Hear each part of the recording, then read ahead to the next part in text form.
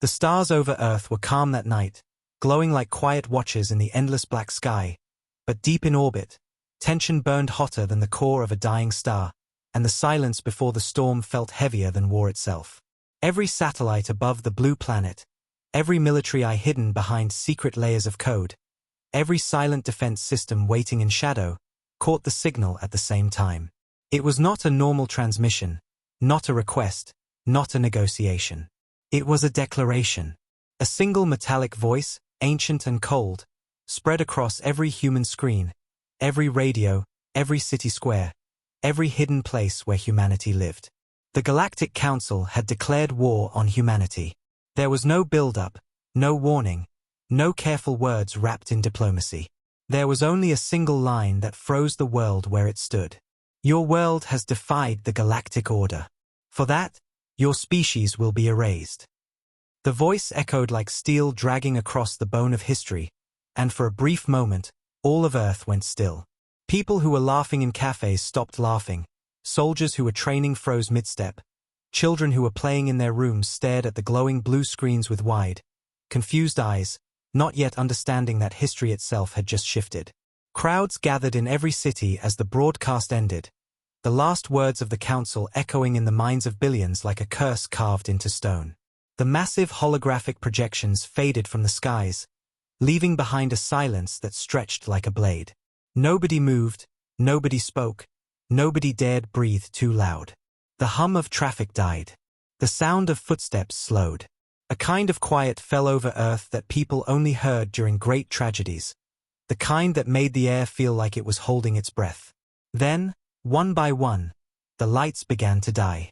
In New York, the great towers went black like falling dominoes, one after another, their glowing tops fading into the night. In Beijing, massive billboards that had always burned through the smog went silent and empty. In Paris, the lights along the Seine flickered and died, leaving the river a strip of darkness under the stars. Across the planet, the same thing happened. Tokyo, Cairo, London, Moscow, every city, every town, every hidden corner. The world went dark not because of the Council's hand, but because of Earth's own plan. When the Council spoke those words, humanity activated something it had prepared in secret for decades. The power grids didn't fail, they shut themselves down. Above the silent cities, high in orbit, hidden behind the silver light of the moon, massive black shapes hung in space like shadows that had weight. They weren't asteroids. They weren't satellites. They were warships, built for only one purpose. The Council had been gathering their fleet for years, watching, circling, like wolves around a campfire. They believed Earth was small, fragile, weak, noisy, and divided. They believed humans would fall like all the others had fallen. The Council did not know that while they watched, Earth had been watching too, listening, learning, building, preparing for the day when the voice would come. In the underground bunkers of Washington, alarms remained silent, but red lights flooded the command rooms. Men and women in plain uniforms, without names on their chests, moved fast through tight corridors. They didn't scream, they didn't panic, they didn't even speak louder than a whisper. These were the people who had trained for this night their entire lives. One of them reached a massive door that only opened when 1,000 layers of authorization blinked green at once. Inside, an old man in a dark uniform sat at the head of a steel table, maps and glowing red dots floating above it. His name was Admiral Knox, and when he looked up at the screens showing the alien warships gathering behind the moon, his face didn't shake. He had seen this moment in his dreams 1,000 times. Above the planet, in the shadows of space, alien ships rearranged themselves like a swarm of predators forming a circle. They moved in perfect silence, their lights dim, their weapons humming under the skin of their hulls. These were ships from dozens of species bound together under the Council banner, ships that had crushed entire worlds before. Their admirals sat in command chambers filled with silver light and thick, alien air. They believed this war would last one night. They believed that before Earth's sun rose, humanity would kneel. They did not understand who they were facing. On the streets of Earth, ordinary people tried to hold on to the edges of what felt like reality slipping through their fingers. Mothers pulled their children close. Soldiers stationed at remote bases checked their guns with shaking hands, their breath fogging in the cold night. Farmers in quiet valleys stood on porches looking up at the stars, feeling something older than fear. Even those who had never cared for politics, war, or alien rumors felt the weight in the air. Something had shifted in the bones of the world. Then came the second signal. Unlike the first, it was not heard. It was felt. A wave of energy rippled through the atmosphere, touching every screen, every radio, every mind connected to Earth's defense net. The Council ships were moving into formation, their weapons locking on cities they didn't think could fight back. Across Earth, military satellites flickered to life, no longer pretending to be weather probes. In deep underground rooms buried beneath deserts and mountains, old weapons that the public didn't know existed woke from their long, silent sleep. Nox stood over the war table as lines and arcs of light spread across the holographic projection.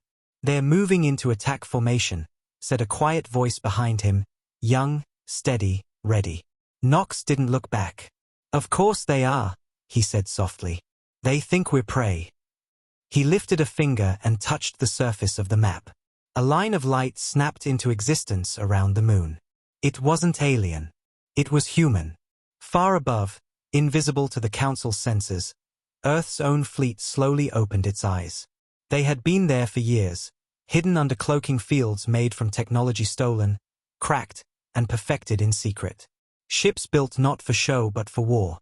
Black hulls, silent drives, names that no one outside the highest levels had ever heard. Leviathan, Hammer, Voidfang, Widow's Song. Their hulls were not smooth and beautiful like Council ships. They were sharp, brutal, made to kill. Down below, in the homes where families gathered in darkness, the televisions flickered once more. But this time it wasn't the Council. It was Earth. A single symbol appeared on every screen, a dark star with a ring of fire around it. It was the symbol of the old Terran Defense Initiative, a name erased from history books, whispered only in the places where wars are born. Then a voice came, steady, calm, and human. "Remain calm. Stay inside. Earth is ready." The Council admirals laughed in their alien tongues, voices dripping with mockery. They had seen these little rebellions before. They had crushed them like insects under a boot. They had no idea that the humans were not rebelling. They were waiting. On the Council flagship, a tall alien creature covered in silver armor leaned forward. His name was High Speaker Vortal, and for centuries he had watched Earth with the same cold contempt he reserved for dying stars. "Begin the bombardment," he hissed, and his ship's massive cannons turned toward the blue and green world below. Around him, the other ships followed, each one aligning perfectly, like wolves ready to tear into soft flesh. On Earth, deep beneath the Nevada desert, Admiral Nox raised his hand. He did not shout. He did not give a long speech. He simply spoke 4 words. "Lock them in place." In that moment, a hidden net of satellites came alive above the atmosphere, wrapping the planet like an invisible shield. Massive EMP bursts slammed into Council sensors, blinding them. Their ships stopped, confused, their systems screaming in alien languages they didn't understand. Council admirals barked orders as error codes flooded their bridges. They were supposed to be the hunters. But now they couldn't see their prey. Nox didn't smile. He simply gave the second order. "Uncloak the fleet." Space shifted. From behind the moon, from the shadows near old forgotten orbits, from the black between the stars, the Terran fleet came alive. Ships the size of cities slid into view like shadows growing teeth. Their engines burned cold blue, their hulls carrying silent rage built over generations of waiting. In that quiet moment, before the first shot, the aliens finally felt it. "Fear." The voice of a human fleet commander echoed through the dark void, not loud, not theatrical, just steady like a blade sliding out of its sheath. "This is Earth Command," he said. "You came here to burn us. Let's see how you like the fire." The Council admirals looked at their screens and saw something they were not prepared to face. Earth was not what their intelligence reports had promised. This was not a weak, divided world. This was a fortress wrapped in silence. A trap waiting to be sprung. A sleeping beast finally opening its eyes. In the streets, people didn't yet know what was happening, but they could feel it in their bones. Old veterans of forgotten wars stared at the stars and nodded slowly, like they had known this moment would come. Farmers in cold valleys whispered prayers not to gods, but to Earth itself. Children held their parents' hands tighter.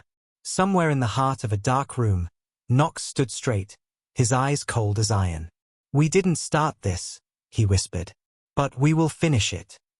The night stretched on, the stars burning like silent witnesses. The Council had declared war with arrogance. Earth had answered with silence. But soon, that silence would turn into fire. And above the black horizon of space, as the two fleets faced each other like predators meeting in the dark, the war for Earth truly began. Beneath the silent surface of Earth, hidden far away from the eyes of ordinary people, the underground bunkers began to breathe like a sleeping giant waking up from a long, cold dream. Miles under cities and farms and oceans, massive steel corridors lit up with red emergency lights, casting sharp shadows on the faces of soldiers, scientists, and operators, who had been trained their entire lives for this single night, their boots hitting the floor in quiet rhythm, their voices steady, their eyes clear, because panic was a luxury no one in these rooms could afford, not tonight when the world above had gone dark and warships hung like black teeth behind the moon.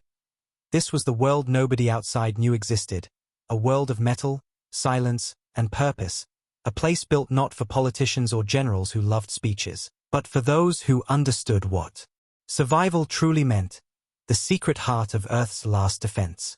Rows of screens flickered to life, filling the war room with lines of alien movements, red dots blinking and multiplying like blood drops on a cold surface, each one representing a Council warship closing in, confident, loud, arrogant, believing this night would be easy, but deep under the Nevada desert, in a command chamber carved into stone and steel, Admiral Nox stood tall at the center of it all, his hands behind his back, his face carved with lines of age and war, his eyes locked on the moving dots above the moon, his breathing calm like someone who had waited too long for this moment to come. This wasn't fear. This wasn't panic. This was calculation. It was war without sound, and Nox had spent his entire life preparing for it. Technicians moved like ghosts between the stations, whispering coded phrases, unlocking long-dormant systems that hadn't seen daylight in decades.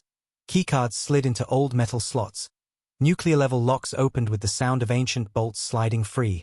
Heavy steel doors slammed shut behind every corridor, isolating each section, creating a labyrinth of safety and control, far from the surface chaos. These bunkers were built to survive a world burning. They were not decorated, not soft, only hard metal and cold lights, because softness doesn't win wars, silence and steel do, and this place was made of both. On one of the upper levels, Commander Isla Vance stood near a row of glowing monitors, her hand gripping the railing as she watched the Council fleet grow larger on the map, her jaw clenched tight. Her uniform spotless, her voice firm when she called out, "Fleet Alpha in position." And down below in a different section, another officer whispered, "Railgun silos online." Their words traveling through encrypted channels faster than sound, no emotion, only precision, because every second mattered, every breath carried weight. They were not civilians watching the news. They were the ones writing what would become history. Whether Earth burned or survived depended on their hands. Deep in the bunker's lower levels, engines hidden under layers of dirt and reinforced concrete came alive with low rumbles that shook the floor like the heartbeat of a giant waking up. Old reactors that hadn't been touched since their construction flared bright blue. Charging systems that the Council believed humans were too primitive to build. Launch silos hidden under old farmland unlocked. Massive metal lids sliding open under the night sky without a sound. Disguised fields turning into launch sites, forgotten mines turning into missile chambers, the whole world under the surface shifting shape, revealing teeth that no alien intelligence report had ever imagined. Nox slowly walked to the main console, the sound of his boots echoing through the war room, the entire chamber holding its breath as he leaned over the massive holographic projection showing the Council ships in orbit. They were surrounding the planet in a perfect half-circle, moving into bombardment positions, confident that humanity would just scream and burn like others had before. They didn't know Earth had spent 50 long years building what they were about to face. Every failed treaty, every insult, every threat had been carved into steel down here. The Council's arrogance was their blindness, and now it was going to cost them. On the outer edges of the bunker network, in old decommissioned subway tunnels turned into storage yards, rows of human soldiers stood shoulder to shoulder, their faces calm, their armor dark and unmarked, their rifles sleek, nothing like what the public ever saw. These were the ghost units, forces erased from every book, trained to fight a war the world didn't even know was coming. They had grown up underground, in shadows, waiting for a night like this. Their captain walked in front of them. His voice steady and sharp as he said, "We waited long enough. This is the night the stars remember our name." And the silence that followed was heavier than thunder. Meanwhile, on the other side of the globe, in underground facilities buried beneath the frozen tundra, deep-sea vaults, abandoned mines, and even mountain ranges, the same awakening happened. Command stations connecting to the central network, voices speaking in code that had not been used in public channels for decades. An entire second Earth rising beneath the skin of the first, invisible to the alien eyes above. These bunkers were never meant to be known. They were built in silence, fed by lies and shadows, their existence denied at every council inspection. Humanity had hidden its claws well, and tonight they were ready to tear. Knox turned toward the massive wall of black glass behind him, where rows of senior officers and engineers stood like statues, each one with a different role. One controlled the fleet, one commanded ground operations, another oversaw orbital defenses. Together they looked like the spine of something powerful, something cold, something built for war, and for the first time in years, Knox allowed himself to speak more than one sentence, his voice deep, slow, and controlled. "They think we're weak. They think we're divided. They think this is their world to take." He paused and stared at the glowing council formation above Earth. "Let's show them what happens when you corner humanity." At that same moment, in a small room at the far end of the bunker, a young soldier named Daniel sat before a glowing terminal, his fingers shaking as he typed codes faster than he ever had before. He wasn't a hero, he wasn't a general. He was just a boy from a farm who had been chosen for this job years ago because he had the right brain for war networks. His screen lit up with a single line, "Council fire control locked," and his breath caught in his throat as he realized what he had just done. Thousands of alien weapons were now caught in the invisible net humanity had woven. Above, in orbit, the Council's admirals were beginning to sense something was wrong. They expected fear, chaos, open communication channels begging for peace. But instead, they heard nothing, no cries, no panic, no diplomacy, only silence, and silence on Earth meant one thing. The humans were not running. They were loading their guns. Their war computers began to detect anomalies, ghost signals surrounding them like unseen hunters. But they brushed it off, confident in their numbers, confident in their power. That confidence would kill them. Back underground, Knox lowered his head slightly, a shadow crossing his scarred face, his hand closing into a fist slowly as he whispered, "Bring them closer." And the fleet officer at the console answered in a calm tone, "Yes, sir," pressing a sequence that sent out a faint electromagnetic pulse, baiting the alien ships closer to Earth's atmosphere. The Council thought they were tightening their grip, but in truth, they were walking straight into a trap built decades ago. In that deep underground world of steel and silence, as systems roared awake and soldiers took their positions, a truth echoed through the walls, a truth no alien fleet had ever understood. Earth was not weak, Earth was patient, Earth didn't kneel. It waited in the shadows and struck when the enemy got close enough to bleed, and tonight, as the alien fleet crept toward its beautiful blue target, humanity stood in the dark, quiet, unbroken, ready to answer war with fire. The Council war fleet entered Earth's orbit like a black tide spilling over the edge of the stars, massive alien warships stretching across the void like a steel wall, their surfaces covered in glowing blue symbols, their engines humming low and cold like something alive and hungry, and for the first time in centuries, their admirals believed they were about to witness the easiest war in their history.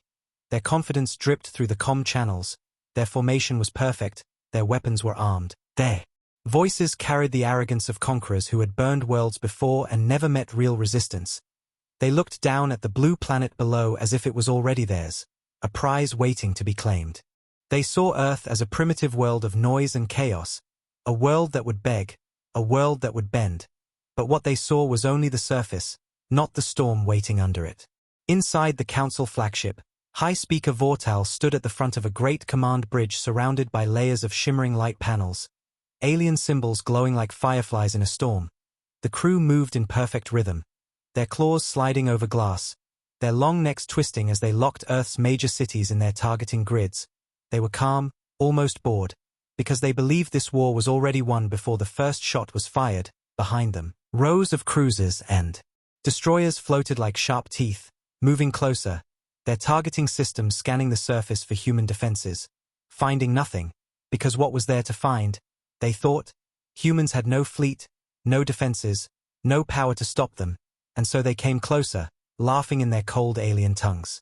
Down below, hidden under the black face of the moon, humanity's response waited in silence, wrapped in cloaking fields that bent light and heat around their hulls. Black warships the size of cities, shaped like blades, sleeping quietly like predators holding their breath. The Council fleet didn't see them, didn't hear them, didn't even sense the electric heartbeat beneath the shadow. They only saw empty space and thought it was theirs. But the humans had built these ships to be invisible, to be ghosts in the dark, and tonight those ghosts were about to open their eyes.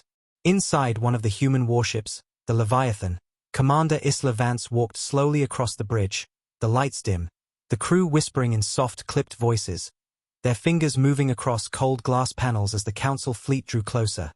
The silence inside the ship was sharp, heavy, not born of fear but of control, of focus, because every single man and woman aboard knew exactly what was about to happen. They had trained for this moment not for months but for years, hiding in the shadows of the system while the world above went on with its noisy life. And now, as the enemy lined itself up perfectly, all they had to do was strike.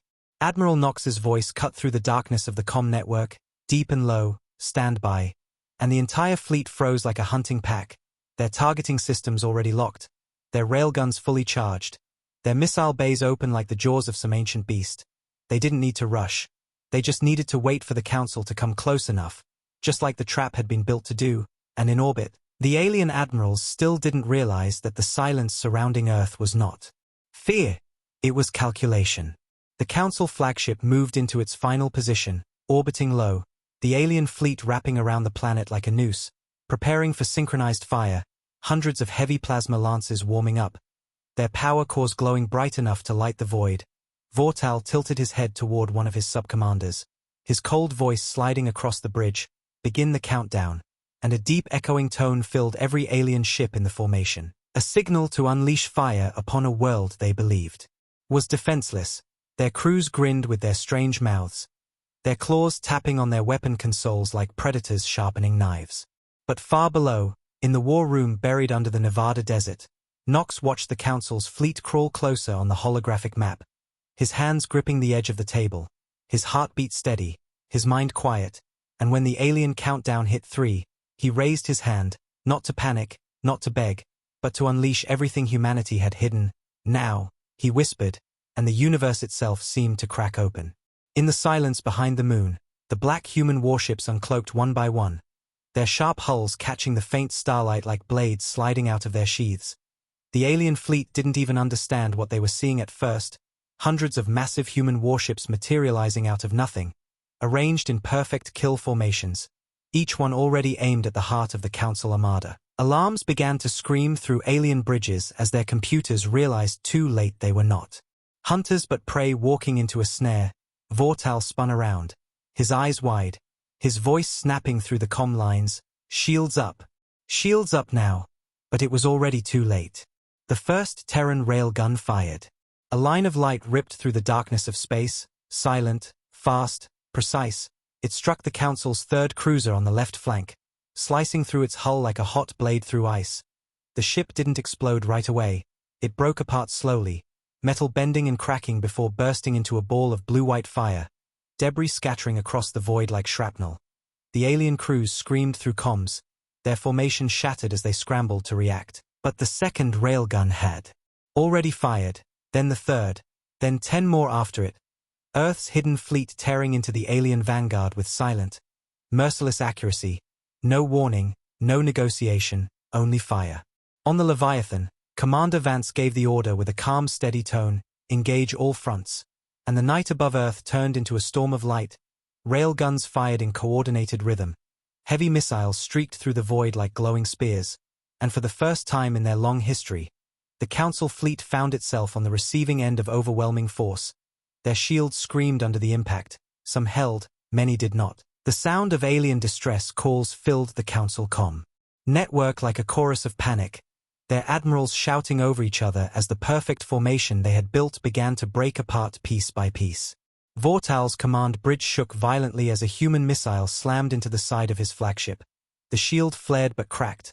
The lights flickered. Alien officers slammed into walls. Sparks flew from the consoles. He screamed orders in his native tongue, demanding counterfire, demanding control. But their sensors were blind, their communications jammed, their perfect strategy unraveling in seconds. They had come to crush Earth. But Earth had dragged them into a silent ambush, and now they were the ones burning. On Earth's surface, in bunkers and command centers around the globe, soldiers and engineers watched the live feeds of the orbital battle with clenched fists, eyes wide, faces lit by the glow of alien ships being torn apart, decades of fear, decades of hiding, decades of being underestimated. All of it exploded into this one moment of power. This was not a war Earth had stumbled into. This was a war it had prepared for in silence, brick by brick, gun by gun, star by star. A Council destroyer tried to break away from the fight, firing a plasma lance down toward Earth's surface in desperation. But before the beam could even land, 3 Terran interceptors moved as one, cutting across its path, locking on, and firing a synchronized rail burst that split the destroyer into 2 burning halves, its molten pieces spiraling away into the void like dying embers. The alien crew never even got to scream before they were gone. Vortal gripped the edge of his command chair, his breathing shallow, his arrogance melting into a cold, crawling fear he had never known before. This was not a weak world. This was not a soft enemy. This was something else entirely, and when he looked at the human fleet arranged in silent formation with no panic, no hesitation, no begging, he realized too late what kind of species he had declared war on. And far below, in the underground war room, Admiral Knox stood like a shadow carved in iron, watching the alien ships break apart one by one, his voice quiet, almost a whisper, "Welcome to Earth," and the void above answered with fire. The first battle for Earth exploded in the skies like the end of the world. The calm blue of the planet below glowing faintly under the violent storm of light above, railgun bursts slicing through the void like sharp lightning, alien plasma beams scorching the black, missile trails cutting glowing lines between stars. The Council fleet that had once appeared so perfect now twisted and fractured as the Terran fleet closed in from every side. The quiet, patient trap humanity had built for decades was finally snapping shut, and the galaxy's proud conquerors realized they were not predators tonight. They were prey cornered in their own arrogance, their fleets burning one ship at a time as the night filled with fire. The alien formation collapsed like a glass wall struck by a hammer, Council destroyers breaking ranks, cruisers spinning out of orbit, communication channels flooding with terrified screams in dozens of alien languages. Once calm admirals now shouting over each other, trying to regain control of a battle that was never theirs to win. Human ships moved with precision, silent, sharp, every shot calculated, every move rehearsed. No wasted fire, no hesitation, just cold, controlled destruction. On the surface of Earth, cities shook as distant sonic booms rolled down from the upper atmosphere. The sky above them flashing with light like a storm made of weapons instead of thunder. Ordinary people stared up from rooftops, fields, and bunkers, seeing for the first time what no human citizen was ever supposed to see. Human warships rising from the dark like blades of steel, breaking through the clouds, their engines burning cold blue, launching into orbit with terrifying speed. These weren't the rusty shuttles the world had known from public broadcasts. These were predators built in secret, ships designed to kill, fleets no one outside the hidden bunkers ever imagined existed, and now they were all unleashed at once. From missile silos hidden under old farmlands, more launch streaks cut the night sky, hundreds of long-range interceptors and kinetic weapons shot upward like a storm of fireflies, leaving behind only trails of smoke that twisted into the wind. Farmers who had lived above those silos for years never knowing what was beneath their feet stood frozen, eyes wide, mouths open, realizing their quiet fields had been hiding war all along. Admiral Knox watched the orbital battle from the bunker's main screen, the room filled with the hum of control stations. The air thick with tension but not panic. Every officer in the room moved like a piece of one living machine, calling out ranges, targets, shield readings, and firing orders with sharp precision. Knox's voice broke the quiet like a blade cutting through cloth. Low, controlled, light them up. And those 3 words spread through the Terran network like fire on dry Earth. A signal that carried from underground bunkers to orbital fleets, from orbital fleets to launch sites buried under the oceans. Every system unlocked at once. And then the world shook as Earth struck back with its full weight for the first time in its history. Above the clouds, alien ships tried to respond with brute force, hundreds of plasma lances cutting through the void toward cities. But before they could land, orbital defense platforms hidden behind old satellite networks blinked to life, their invisible shields flaring bright, redirecting beams back into the void or breaking them mid-flight. Alien admirals screamed in frustration as their weapons met invisible walls of light they didn't know existed. For years they had been told Earth was behind, primitive, harmless. They were wrong. Terran cruisers moved in coordinated wolf packs, surrounding isolated Council warships, hitting them with synchronized rail bursts, punching through shields and cracking hulls like bone. The soundless explosion of an alien battleship lit up the dark like a dying star, its molten debris scattering across orbit. On the command bridge of the Leviathan, Commander Isla Vance stood firm as the ship shuddered from a near miss, sparks flying along the steel walls, her voice calm but sharp as she gave orders.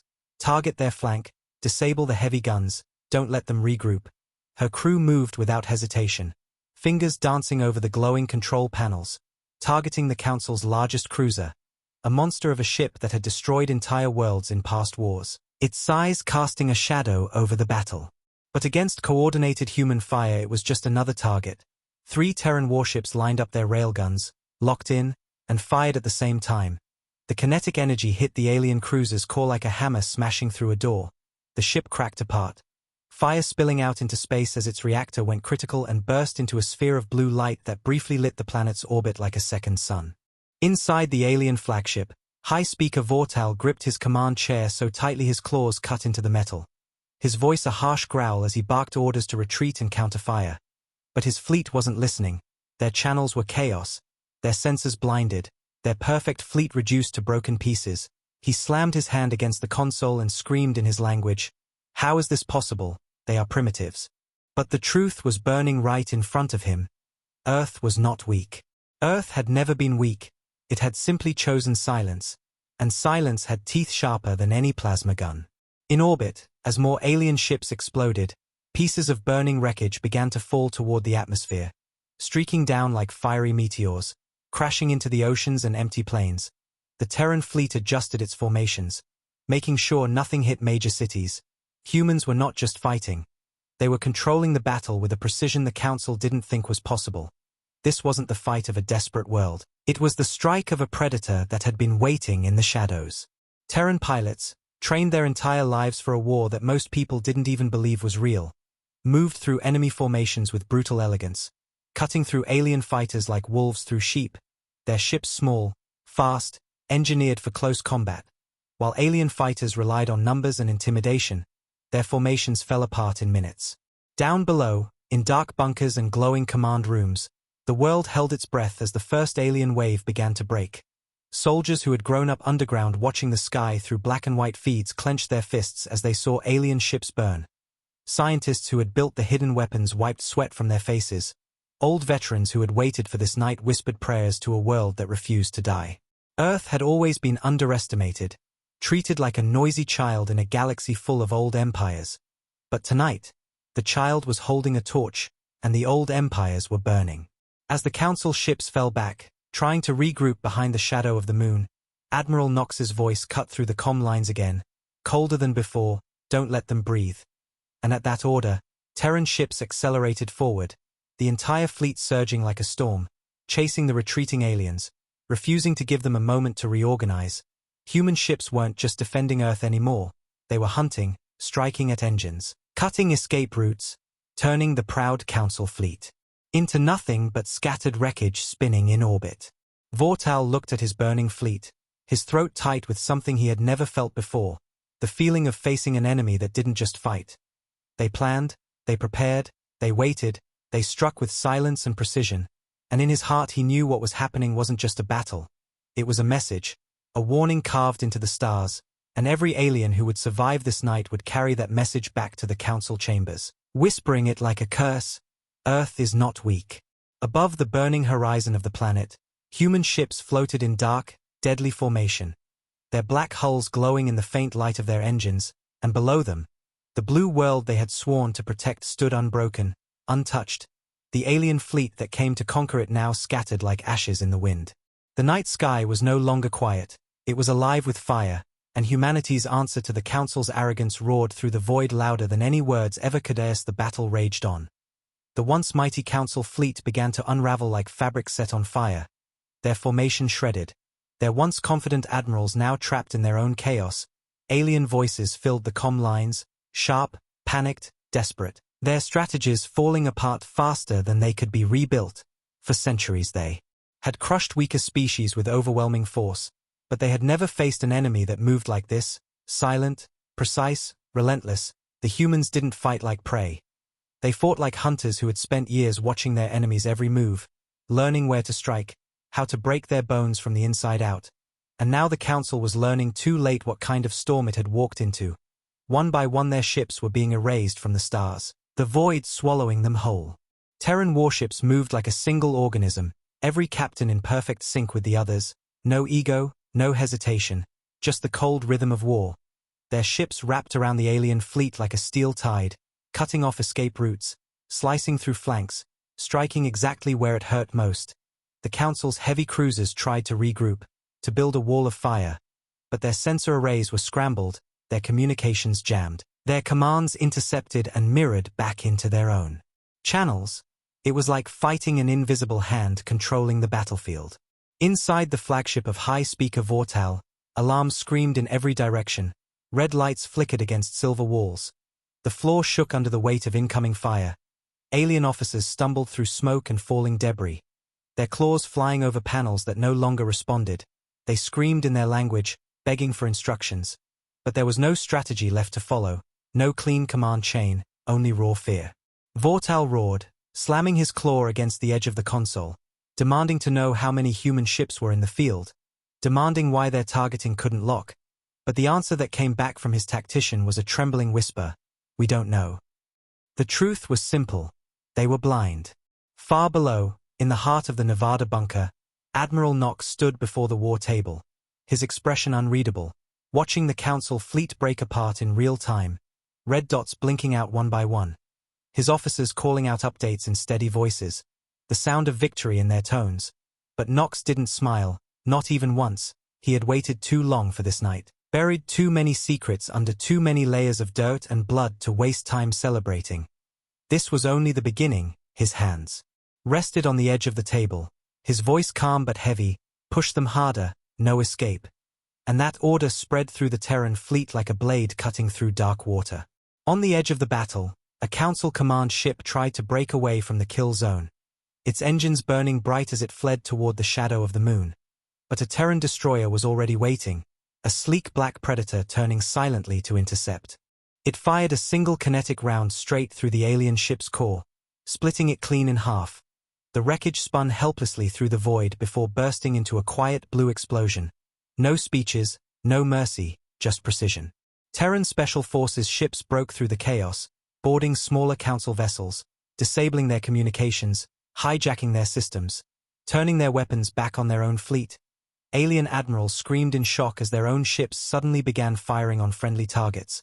A beautiful, terrifying confusion that tore their ranks apart faster than any bomb could. Inside one captured cruiser, a Terran ghost unit moved like shadows, their black armor reflecting no light, their boots silent even on alien metal floors. They cut through alien security with clean efficiency, disabling power nodes, locking doors, and overriding control systems without ever being seen. The alien captain tried to issue countermeasures, but the ship was already gone, its systems turned against its fleet. The humans didn't just attack, they controlled the fight. Vortal's remaining admirals shouted for reinforcement, but there was none. They had come confident, loud, and proud. They had brought their best ships, their strongest soldiers, believing Earth would be a simple extermination mission. But there were no reserves waiting to save them. This was their entire spearhead force, and it was being torn apart by a world they thought couldn't even scratch their hull. One of the alien tactical screens showed Terran ships closing in from three sides, and in that moment, even the most loyal admirals saw what was coming. They were surrounded. In the orbital debris field, hundreds of shattered alien vessels floated lifelessly, twisted metal spinning slowly against the black, their broken hulls glowing faintly from the heat of battle. Human ships moved among them like silent reapers, scanning, clearing, finishing off what still burned. The Council's army, the one meant to bring humanity to its knees, now looked like a graveyard drifting over Earth's sky. On the ground, in shelters and bunkers, humans could feel the tremors in the air, the deep rumble that came from above as Earth fought for its survival. And for the first time in generations, they weren't afraid. They were watching their species fight back, not with begging hands, but with clenched fists of steel. Vortal's command bridge was a storm of fire and failure, his officers yelling that their power grids were failing, that human code was crawling through their systems like a living thing, shutting down engines, blocking escape pods, turning their own AI against them. This wasn't war the way the Council knew it. This was something far worse. This was a hunt.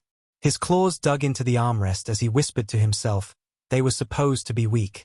But weakness was a lie the galaxy had told itself for too long, and tonight that lie was burning in orbit for everyone to see. The Council ships that still remained attempted a desperate maneuver, pulling back toward the far edge of orbit, trying to form one last wall of fire to cover their retreat. But Nox had already anticipated it years before the war even started.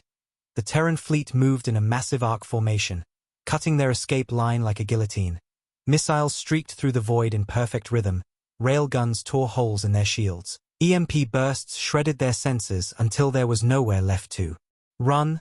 The aliens had no way to hide, no way to regroup. Their wall of fire collapsed like wet paper under the Terran onslaught. All across the fleet, Terran captains delivered their strikes without shouting, without cheering, their faces hard, their eyes focused. This wasn't revenge. This was duty. This was the moment their species had trained for in silence for decades.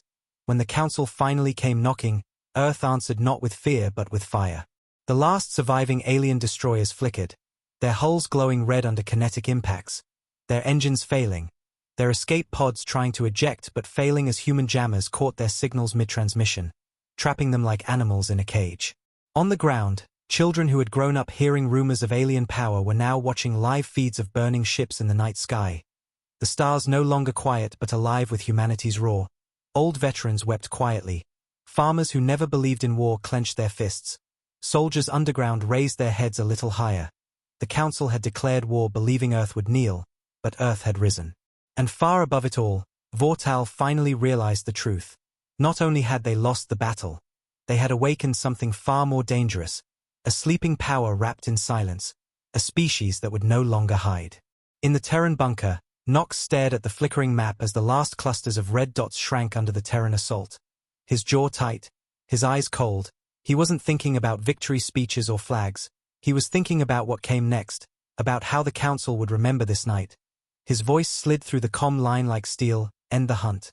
And the fleet answered with one final storm of fire, a wave that swept through the Council's remaining ships, erasing them from orbit. The night was still, the stars were burning, and the Council fleet, once untouchable, was now nothing but glowing wreckage drifting over the blue planet they came to conquer. The Terran fleet surged forward like a storm that had been waiting at the edge of the horizon, a silent black tide swallowing what remained of the Council's once proud armada. Their ships no longer formed clean lines or tight formations. Now they were broken, drifting, turning on themselves like animals trapped in a burning cage, their signals cracked and full of panic, their voices a mix of fear and disbelief. They had arrived as conquerors, but now they were nothing more than prey being hunted down piece by piece. Earth's fleet moved with terrifying precision, no cheering, no celebration, only cold steel discipline. A silent rhythm forged in the shadows over decades, every railgun burst and missile strike hitting exactly where it needed to. No wasted motion, no mercy, just the mechanical, relentless march of victory. On the bridge of the Leviathan, Commander Isla Vance stood with her hands locked behind her back, her sharp eyes following the holographic battlefield as enemy icons blinked out one after another. Her voice was steady, controlled, almost too calm for the chaos outside. Cut off their flank, she ordered, and in the void, 3 Terran ships moved in formation like black blades slicing through the dark, surrounding a cluster of fleeing Council cruisers and hammering them with synchronized kinetic fire. One cruiser tried to raise its shields, but the Terran rounds ripped straight through, snapping its spine in half. A second ship attempted to turn away, only to collide with burning wreckage. And a third vanished in a silent explosion that scattered glowing fragments across orbit. Isla didn't blink. Her crew didn't cheer. This wasn't over until the sky was clean. Inside the alien flagship, Vortal's command bridge was choking on smoke and sparks, half the lights gone, consoles cracked. His officers crawling to their stations while emergency fields hissed across the walls. The mighty ship that was supposed to lead the conquest of Earth now looked like a dying beast, bleeding out in the dark. Vortal's voice cracked with fury as he shouted for regrouping, shouted for the fleet to pull together. But there was no fleet left to pull. Scattered wrecks and dying signals were all that answered. The Council's greatest invasion force was collapsing under the weight of its own arrogance, and Vortal, for the first time in his long, powerful life, felt something he never thought he would feel: fear. Down below, in the cold steel heart of the Nevada command bunker, Admiral Knox stood with his shoulders squared, hands gripping the edge of the war table as the battlefield unfolded in front of him like a painting of fire and ruin. His officers moved quickly around him, relaying targeting updates and fleet maneuvers, every voice sharp and clipped, no hesitation, no wasted words. They had trained too long for this night to stumble now. Knox's eyes locked on the last pocket of alien resistance. Clustered behind the moon, their ships trying to form a desperate shield wall to cover their retreat. But he had already seen through it long before they did. This was the moment he had waited for, the final push, the moment to erase the invaders completely. His voice came out low and cold, box them in. And the fleet moved like a fist closing around a throat.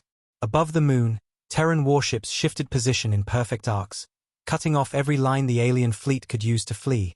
Their dark hulls glowing faintly in the dim starlight, their weapons locked and charged, while alien destroyers tried to run in blind panic, slamming into each other, firing wild, desperate shots into the dark, hoping to punch through somewhere, anywhere. But every escape vector they attempted was already covered. They were surrounded, trapped, outgunned, and outmaneuvered. A Council battleship tried to swing its massive guns toward Earth's fleet. But before it could fire, a Terran railgun tore through its central spine, splitting it open like a tin can. Its engines died, its reactor cracked, and it tumbled helplessly into the void, spinning as fires consumed it from within. In the lower levels of the bunker, operators intercepted alien distress signals, listening to them collapse into static, alien commanders screaming for reinforcements that would never come. Vortal himself transmitted a desperate coded message to the Council core worlds, but Earth's jammers crushed it mid-transmission, turning their cries for help into silence. This was humanity's war now, and the galaxy wasn't going to save them. One by one, the alien ships fell, some exploded, some drifted silently into the dark, their lights flickering out like dying stars, while the Terran fleet advanced with slow, precise cruelty, erasing the last remnants of a force that once believed itself untouchable. On the Widow's Song, a Terran boarding team broke through the hull of a damaged Council carrier, cutting through steel with glowing plasma blades, moving through smoke-filled corridors like ghosts. The alien soldiers inside fired in panic, their formations broken, their hearts already lost. They weren't fighting to win anymore. They were fighting to die slower. But the Ghost unit didn't waste a second. They shut down the ship's core, hijacked its systems, and used it to target another Council vessel, forcing the aliens to fire on their own allies, chaos eating their fleet from the inside out. Vortal watched from his cracked command chair as his flagship's tactical screen dimmed, one ship after another turning from bright green to cold gray, the mark of death. He felt the hull shake under another impact. Sparks flew across his face, the heat of burning wires biting into his skin. His own officers were abandoning stations. His voice dropped to a whisper, "No, no, not here." He had seen battles lost before, but never like this. Never this fast, never this completely. And then, in the middle of that chaos, a massive shadow moved behind his flagship, silent and cold, the Terran warship Leviathan rising into position like a black god, its railguns glowing a deadly white, locking onto the alien flagship's core with the quiet patience of a predator. Vortal stared at the monitor as the targeting line fixed on his ship, and he realized, in a single frozen heartbeat, that his war was over. Knox watched the flagship's icon flash red on the war map, his hand steady as he gave the final command, "Fire." A single Terran railgun burst cut across the void like a blade, slamming through the alien flagship's shield, hull, and core in one clean strike. The explosion that followed was blinding. A silent sun blooming behind the moon. The Council flagship torn apart in a shower of burning fragments. Its command center vaporized in seconds. The voice that had declared war on humanity now nothing more than dust drifting through orbit. The remaining alien ships broke completely, some trying to flee, some powering down their systems and surrendering. But the Terran fleet showed no hesitation, no weakness, no mercy. They had been waiting for this war too long to let any predator crawl away and grow teeth again. A wave of coordinated strikes swept through the last few stragglers, and just like that, the skies that had been filled with alien fire hours ago were now filled with silence, broken only by the faint, cold light of wreckage burning. On the ground, in cities and bunkers across the world, the shaking stopped, the air stilled, and a quiet disbelief settled over the planet. For a long time humanity had been told it was weak, small, fragile against the galaxy's giants, but tonight, as the Council fleet burned above their heads, they saw the truth with their own eyes. They were not small, they were not fragile, they were the storm that silence had built. Nox exhaled slowly in the bunker, his voice quiet, almost a whisper meant only for himself, "It's done." And far above, the stars themselves seemed to hold their breath. When the last alien ship burned out in orbit, the sky over Earth fell into an eerie kind of silence, not the silence of peace, but the silence of something greater, something heavier, the silence that comes after a storm that changed the world forever. Wreckage floated like ash above the blue planet, twisted blackened skeletons of what had once been the pride of the Galactic Council's fleet, their banners, their emblems, their weapons now just drifting corpses of metal and smoke. The invasion that had been planned with arrogance and pride ended not with human surrender but with alien screams fading into the void. On the ground, people poured out of bunkers and shelters, stepping slowly into the night, staring up at the stars where the war had raged only moments before. The sky still glowing faintly with the last fires of battle. It didn't feel real.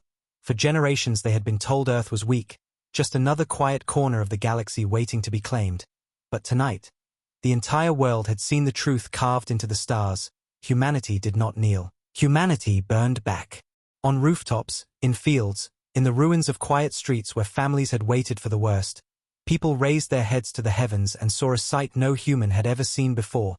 Enemy fleets completely destroyed, human warships holding orbit like silent black titans, their engines pulsing faintly against the night. Guardians no one had ever known existed standing watch over the planet they were built to protect. Farmers who had worked their land for decades wiped tears from their faces. Children pointed at the glowing streaks of debris still falling through the atmosphere like silent meteors. Old soldiers who had fought in wars long forgotten clenched their fists in quiet pride. The world wasn't powerless anymore, the world had teeth. Inside the council chambers light years away, news traveled faster than any voice could whisper, every surviving alien signal screaming the same truth. The fleet was gone, the invasion failed, humanity had answered, and their answer was fire. Their admirals, politicians, and high speakers who had laughed and mocked the Earth for centuries now sat frozen in disbelief, their fingers digging into the edges of their thrones. Their proud empires now forced to stare at the smoking wreck of their greatest armada. Some whispered that it wasn't possible, others whispered something far worse. That Earth had been preparing for this day far longer than anyone realized. A silent beast growing teeth in the dark. In the Nevada bunker, Admiral Knox stood at the center of the war room. The massive holographic map no longer filled with red enemy signatures, only the faint blue of Terran fleet markers, calm and steady, like a heartbeat returning to rest after a long fight. His officers sat in silence, some with clenched jaws, others with their eyes wide, unable to process what they had just done. The man at the center of it all remained still, his weathered face carved with lines that told of waiting and patience and quiet rage. He didn't speak for a long time, just stared at the empty void on the screen where the council fleet had once been. He had spent his entire life preparing for this war, building it in the shadows, brick by brick, ship by ship, and now that it was over, there was no celebration in him, only the cold knowledge that the galaxy would never look at Earth the same way again. The communications officer turned toward him, her voice low, careful, all hostile contacts eliminated. "Sir." Knox nodded slowly, his hands resting on the steel table, his eyes still on the empty orbit. "Good," he said, but his voice wasn't the voice of victory. It was the voice of a man who understood that this was not the end. It was the beginning of something much larger. Above the bunker, Hidden hangars began opening their steel doors, letting shafts of light spill into the night. Terran soldiers walked out slowly, their boots hitting the ground like a quiet drum, their faces tired but proud. These were the people the galaxy had dismissed, ignored, underestimated, the ones who were supposed to break. But instead they stood beneath the night sky, and the night sky was theirs. Around the world, governments and civilians alike watched the aftermath through live feeds, seeing the alien wreckage burn in slow atmospheric descent. Fiery trails painting across the heavens, news networks broadcast the same message across every continent. The invasion has failed, and those words felt like thunder rolling through the soul of the planet. For the first time in history, humanity wasn't just defending itself from the galaxy. It had stared down the largest power in the stars and won. Crowds gathered in the streets, some wept, some laughed, some simply stood frozen. But one truth echoed in every corner of the earth. This night would be remembered for generations. Above the clouds, the Terran fleet hovered silently in its perfect kill formation. No cheering, no celebration. Their black hulls reflecting the faint light of the planet below. They had been born in darkness, trained in silence, built to fight without being seen, and now the whole world had seen them. Their presence alone a warning to anything else out there. Don't mistake silence for weakness. The Leviathan drifted slowly past the debris field, its scarred hull glowing with faint streaks of battle damage. Its crew standing at their stations, exhausted but unbroken. Commander Isla Vance leaned forward on the rail of the bridge, staring at the stars where their enemies had stood, her voice barely a whisper. They came to burn us, and now they're gone. In the far reaches of the galaxy, word of the Council's defeat spread like wildfire, through trade routes, hidden channels, pirate networks, and war empires, and with every retelling, the story grew sharper, darker, more terrifying. The humans didn't beg, they didn't break, they burned the strongest fleet in the galaxy to ash. Fear began to bloom in places where once there had only been laughter and arrogance. The council chambers were filled with panic, angry voices, terrified whispers. Some called for revenge, some demanded retreat. But none could deny the truth. They had underestimated a species that learned in silence. On Earth, Admiral Knox finally turned away from the war table, walking slowly toward the bunker's main doors, his boots echoing in the quiet. He stepped outside into the cold night air, lifting his head toward the sky that was no longer the same. Above him Terran warships hung like a dark crown, and for the first time in his long, tired life, he let the corners of his mouth shift into the faintest ghost of a smile, not because it was over, but because humanity had finally stepped out of the shadow it had been forced into for centuries. In the cities below, the people did not cheer like conquerors. They stood together like survivors who had just learned the weight of their own strength. They had not just defended their home. They had sent a message that would echo across every star and every council chamber in the galaxy. Humanity had been underestimated for the last time. As the night stretched on and the fires of burning wreckage faded into the black, a single Terran transmission cut through the galaxy, translated into 100 languages, carried on the silent breath of a world that refused to kneel. "This is Earth," the voice said, calm and steady. "We don't start wars, but we end them."